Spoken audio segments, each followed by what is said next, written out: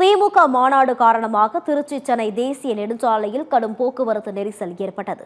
திருச்சி மாவட்டம் சிறுகனூர் பகுதியில் திமுக மாநில மாநாடு நடைபெற்றது.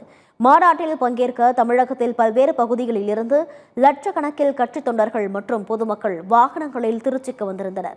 இதன் காரணமாக திருச்சி சென்னை தேசிய நெடுஞ்சாலை மற்றும் சிறுகனூர் சுற்றுவட்டார சாலைகளில் வாகனங்கள் நீண்ட வரிசையில் காத்திருந்தன.